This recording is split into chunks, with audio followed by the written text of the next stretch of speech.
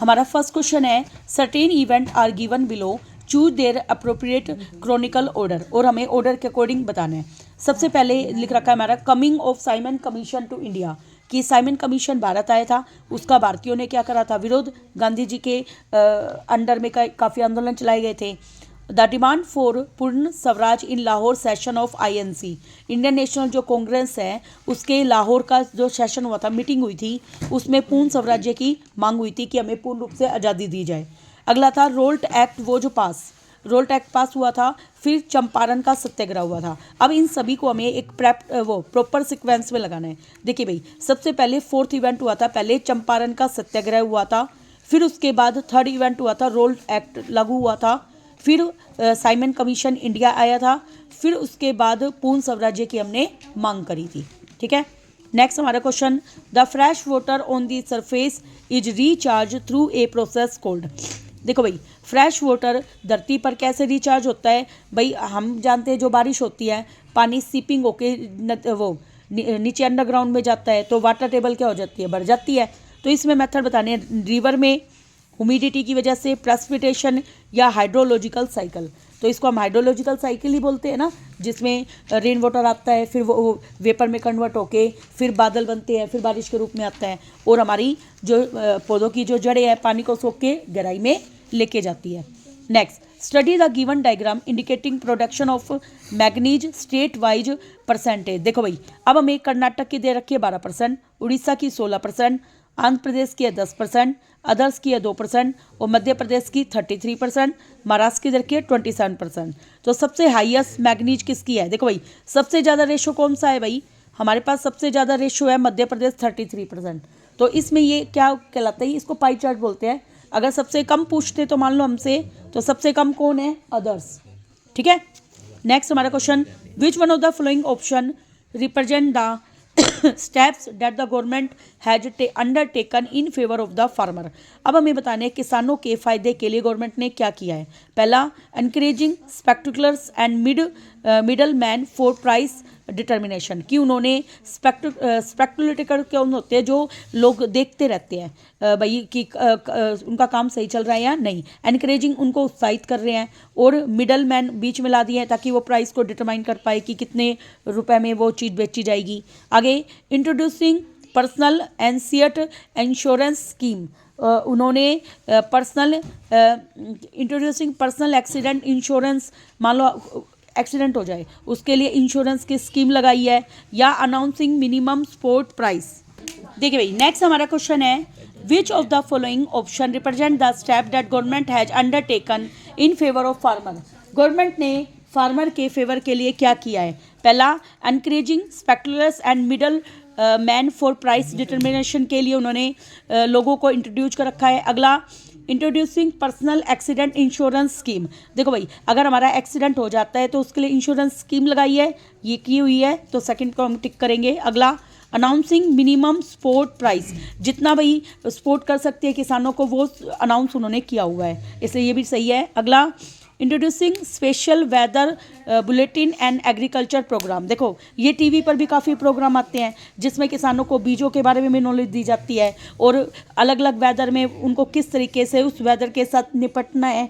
मान लो भाई एकदम से हेल स्टॉर्म पड़ जाए खेतों में, तो उसके विरुद्ध सरकार उनको एनकरेज करती है। ठीक है, नेक्स्ट हमारा, in 2005 some new laws were made in Russia giving more power to it's.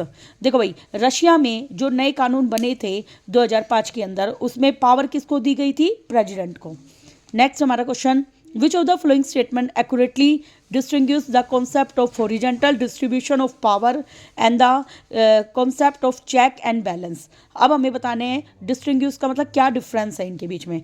First, the horizontal distribution of power refer करती है टू द अपॉइंटमेंट ऑफ जज by the executive, while check और balance है वो refer करते हैं account of minister and government official to the parliament और state assembly. इसका कहने का मतलब क्या है, horizontal distribution of power, power में पावर का जब हम डिस्ट्रीब्यूशन करते हैं तो उसमें इसका मतलब है जो जज होते हैं ना, उनको अपॉइंट किया जाता है ठीक है, जज को अपॉइंट किया जाता है। दूसरा ये क्या कह रहा है, चेक और बैलेंस है वो रिप्रेजेंट करते हैं कि मिनिस्टर और गवर्नमेंट के में जितने भी ऑफिस हैं उसमें जो जो लोग काम करते हैं उनके अकाउंट पार्लियामेंट के सामने पेश करना। अगला, the horizontal distribution of power refer करती है to the balance of power among various institution. Horizontal distribution of power किसको रेफर करती है, पावर अलग अलग इंस्टीट्यूट जितने भी हैं उन सब के बीच में। और चेक और बैलेंस रेफर करते हैं पावर को सेपरेट करना हर इंस्टीट्यूशन के बीच। और अगला है, the horizontal distribution of power refer करती है exercise of different power by different organ of government. देखो भाई, गवर्नमेंट की अलग अलग ऑर्गन है, न्यायपालिका अलग होती है, विधानपालिका अलग होती है ना। तो वाइल चेक और बैलेंस का मतलब है अनलिमिटेड पावर एक्सरसाइज करना बाय द एग्जीक्यूटिव। तो अगला हमारा दे रखा है, horizontal distribution of power refer करती है सेपरेशन ऑफ पावर। देखो भाई, इसको हमें याद रखना है, हॉरिजॉन्टल डिस्ट्रीब्यूशन का मतलब होता है जो पावर है ना वो अलग अलग जो ऑर्गन है गवर्नमेंट की, जैसे भाई न्यायपालिका अलग है, विधानपालिका अलग है ना, सेंट्रल में अलग है, स्टेट में अलग है, तो अलग अलग लेवल पे पावर को सेपरेट करना। और अगला, चेक और बैलेंस का मतलब है अकाउंट और कंट्रोल करना इन ऑर्गन्स के बीच में। सब ऑर्गन्स में बहुत सारे लोग काम करते हैं, सबके अकाउंट होते हैं, तो उन सबको कंट्रोल करना। Next, which of the following statement about democracy are correct. Democracy की कौन सी स्टेटमेंट करेक्ट है। Promote equality among citizen. देखो भाई, जो डेमोक्रेसी प्रजातंत्र के सामने सबको समानता का अधिकार प्रोवाइड किया गया है संविधान में, तो इसलिए ये हमारा क्या है, करेक्ट। आगे, enhance the dignity of individual. Dignity का मतलब शान, एक इंसान की शान को बनाए रखना। और degrades the quality of decision making की क्वालिटी को डिग्रेड करना, खराब करना, ऐसा नहीं है। आगे, no room to correct mistake, की कोई भी मिस्टेक हो जाए उसको ठीक करने के लिए कोई रूम प्रोवाइड, मतलब कोई भी गवर्नमेंट नहीं है, तो ये भी गलत है, इसलिए हम फर्स्ट और सेकंड के साथ जाएंगे।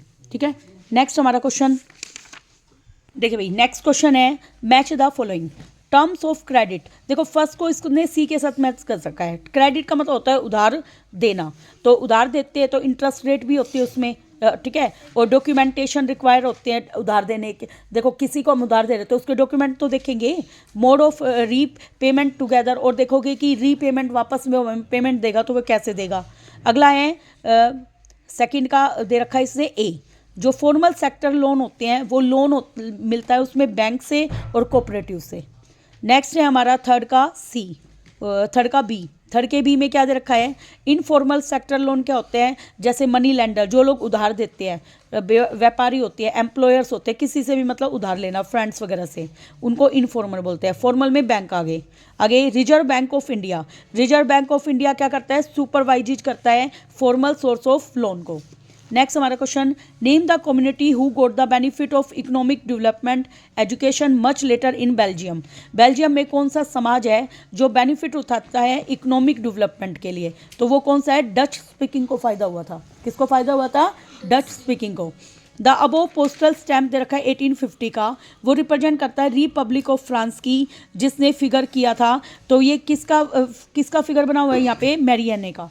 किसका फिगर है इस पोस्ट स्टैम्प पे, मैरियने का। Next, evaluate the reason for putting a barrier to foreign trade by identifying the appropriate statement among the following option. हमें रीजन बताने हैं। बैरियर का मतलब होता है रुकावट, कि देखो विदेश में व्यापार करने के लिए रुकावट क्यों की गई थी। आगे, to improve the performance of domestic producer, ताकि हम घरेलू जो उत्पाद बना रहे हैं उसकी परफॉर्मेंस को हम इंक्रीज कर सकें। आगे, to create an opportunity for the producer to cover the international market, की अपॉर्चुनिटी का मतलब अवसर मिलते हैं प्रोड्यूसर जो कि प्रोड्यूस करते हैं सामान को, ताकि वो इंटरनेशनल मार्केट में अपने आप को इस सामान को दे पाएँ। अगला, to allow business to make decision on import and export freely. Business में देखो हम चीज़ें इंपोर्ट भी करते हैं, बाहर से भी मंगवाते हैं, एक्सपोर्ट अपनी चीज़ें भी बाहर बेचते हैं। अगला है, to protect the producer and service provider within the country from foreign competition. देखो भाई, फॉरेन में कंपटीशन तो होता ही है, देश के अंदर आपको सर्विस प्रोवाइड करना। अगला है, statement first second third are appropriate, तो इसमें हमें याद रखना है ओनली फोर्थ अप्रोप्रिएट है।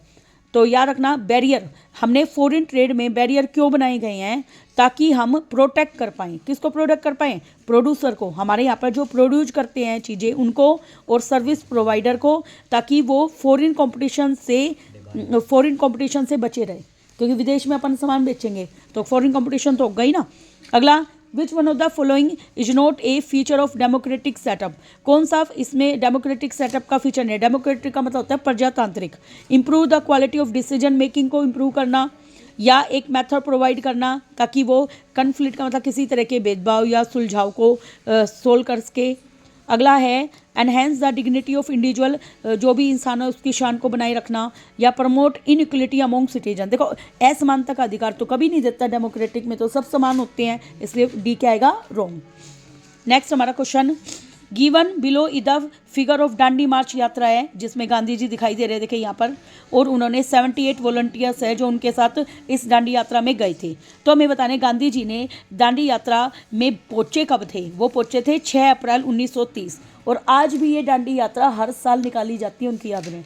तो ये कब किया गया था, 6 अप्रैल 1930 को। अगला, मदन लाल एक फार्मर है जो कि एक टन में होते हैं 1000 केजी, 1000 केजी वो गेहूं खरीद रहा है और इसको 200 रुपये के हिसाब से श्यामलाल को बेच रहा है, और वो एक फ्लोर मिल का मतलब आटा चक्की लगा रखी है उसने। श्यामलाल अब इसको आटे में कन्वर्ट कर देता है और एक बेकर के पास बेच देता है 300 रुपये में, और रामलाल जो है वो ब्रेड बनाता है इससे, और शॉपकीपर कंज्यूमर को बेच देता है 400 रुपये में। देखो तो सब अपने प्रॉफिट को बढ़ाते जा रहे हैं। अब हमें बताने, रिफरिंग टू द वो case purchase of wheat by Shyamlal is termed as, तो श्यामलाल कौन है यहाँ पे, देखो श्यामलाल कहाँ पर है, श्यामलाल बीच में है कि उसने आटा बनाया, उससे आटा बनाया था, तो वो इंटरमीडिएट है। इंटरमीडिएट होता है जो कच्चे पदार्थ से फाइनल जो गुड़ बनता है उसके बीच में जो सब आते हैं वो कौन होते हैं, इंटरमीडिएट। तो यहाँ पे इंटरमीडिएट गुड्स का मतलब जो सामान फाइनल प्रोडक्ट हमारे पास क्या बना था, फाइनल प्रोडक्ट हमारे पास ब्रेड बनी थी उसकी, उससे पहले आटा भी बना है ना गेहूं का, तो वो इंटरमीडिएट में आ गया। नेक्स्ट हमारा क्वेश्चन, स्टेटमेंट 1, मैनोक्यो reinterpreted the message of Bible and formulated a view of God. देखो बाइबल जब हम पढ़ते हैं तो उसमें भगवान को देखने का एक अलग तरीका है, and creation that enraged the Roman Catholic church. देखो भाई जो चर्च होते हैं उसमें वो अपने भगवान को ऑफरिंग, उनका पूजा करने का तरीका अलग होता है, और जो रोमन चर्च है वो एनकरेज करते हैं पब्लिशर को, बुक सेलर को, और begin to maintain an index of prohibited books from 1558। Prohibited का मतलब जिसका सरकार की तरफ से मनाही हो 1558 में। तो इससे क्या रखा है, स्टेटमेंट फर्स्ट तो करेक्ट है और सेकंड क्या है, इनकरेक्ट। देखो सरकार कभी भी किसी धर्म की बुक पर पाबंदी नहीं लगा सकती, ठीक है। Next question, x provided his friend his hints regarding the suitable kind of soil. X ने एक मिट्टी बताई उसको कि वो कैश्यू नट का मतलब होता है काजू की फसल के लिए वो मिट्टी बहुत ही अच्छी है। Which one of the following hints from X would be most helpful in determine the ideal type of soil. तो वो मिट्टी कैसी होगी, it is the result of intense leaching due to heavy rain की वजह से उसमें लीच जो बनती है ना एल्गी और फंगस से, वो बनेगी। It is well known for इस कैपेसिटी टू होल्ड मॉइस्चर, इसमें मॉइस्चर ज़्यादा होगा। देखो काजू की फसल में मॉइस्चर होना चाहिए, क्या होना चाहिए भाई, मॉइस्चर। आगे ये येलो हो जाएगी जैसे वो हाइड्रेटेड होगी, मतलब जैसे उसमें पानी आएगा उसका कलर क्या हो जाएगा, येलो। ये कंकर और भंगार नोड्यूल्स जो है इसमें ज़्यादा होगी, तो हमारा सेकंड आएगा। काजू की फसल के लिए मिट्टी कैसी होनी चाहिए, न्यूट्रिएंट्स ज़्यादा होने चाहिए उसके अंदर। नेक्स्ट हमारा question, which one of the following statement will be considered as a factor that contribute the strengthening federalism का मतलब धर्मनिरपेक्ष की पावर को हमें बढ़ाना है और डेमोक्रेसी रखनी है अपने कंट्री के अंदर। तो not a single national party is able to secure. देखो भाई केवल मान लो अपने यहाँ पर केवल एक ही नेशनल पार्टी हो तो क्या वो मेजोरिटी जो जनरल इलेक्शन है उसको कर पाएगी, संभाल पाएगी। आगे एवरी पार्टी कंट्री में रजिस्टर होती है with the law commission, yes law commission तो उसको रजिस्टर करता है। अगला, the election commission classifies major party as state party, maximum party कैसी है, स्टेट पार्टी। और few state party get an opportunity to be a part of one or other national level. तो ये बिल्कुल फोर्थ सही है कि जो स्टेट पार्टी होती है ना उसमें से कुछ ही पार्टी होती है जिसको नेशनल लेवल पे चांस मिलते हैं, ओके। तो इसलिए हम कौन से ऑप्शन के साथ जाएंगे, फोर्थ ऑप्शन के साथ। हमारे 3 और रह गए, फिर हमारे MCQ कंप्लीट। देखिए, in which one of the following countries the participation of woman is public life is very high. देखो भाई स्वीडन के अंदर जो वुमन पार्टिसिपेट करती है तो उसकी जो पब्लिक लाइफ है वो काफ़ी अच्छी रहती है स्वीडन में। Next, read the following statement regarding the role of opposition party का क्या रोल है। Opposition party voice different.